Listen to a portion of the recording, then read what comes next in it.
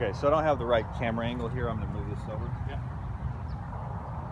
So so we're expanding on, let me make sure that's right. Go ahead and set up with that.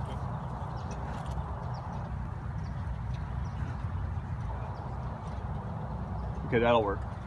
Okay, so based off what we learned last time, so I have TrackMan on you. Your angle of attack was 8 down with a 7-iron, and you're about 3 across. That's kind of where you were, okay?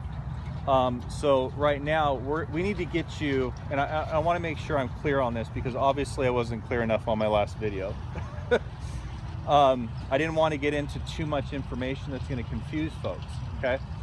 So first and foremost, you don't have the speed. You're at like 84 miles per hour to 85 with a 7-iron. So if you were tour average hitting down on the 7-iron, you would not get the benefit, okay?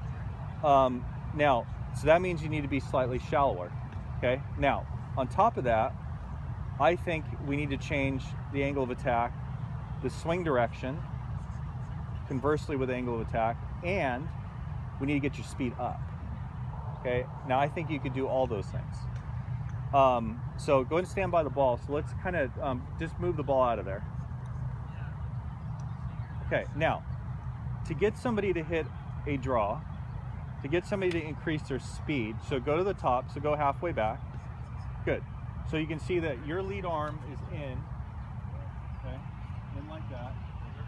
You have to feel, you do, that you feel like you have to have more flexion at the top, okay? Now, just you, we've explained that on the last video, okay? In transition, not at the top, in transition for you, you are gonna feel the lead wrist go from level to extended to flexion. Show me that as you, exactly. Now, that lead arm against your chest is the adduction of the lead arm against the chest, right? You can see the wrist angles go into flexion, knees start turning. I don't care what school of thought you come from, you need to have that happen. The lower body is gonna feel as if it separates and goes first. Now, to that, what you do is your weight goes towards your left foot too quickly, into your heel too quickly, and you won't facilitate a draw. Now, for you to increase side bend into the golf ball, where's your weight gonna go? Yeah, if you're gonna extend and side bend through the golf ball, where would your weight feel like it's going? That way, and up. So that might be happening when you're pushing, okay? So go ahead and show me that kind of in slow motion.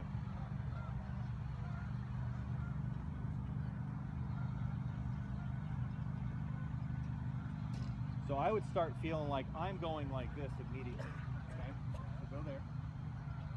So as soon as you hit P5, this starts going this way, almost immediately. See that? Now, I might sound like a heretic here. Some might say that's early extension, actually is not. Early extension is a reaction to the shaft on the downswing. Potentially, not all the time, but if the club gets steep early, I have to start extending early. Now, that doesn't mean that's a bad thing. If you're a really good player and you're good at it, fine, whatever. But we need to make sure that you do that. Does that make sense? So show me that again. So transition, knees reflex, left arm, there you go. Now start extending out of it. There you go. Now see how the club finishes higher? Your arms are more like this. See my arms like that? That's the idea. Does that make sense? Yeah.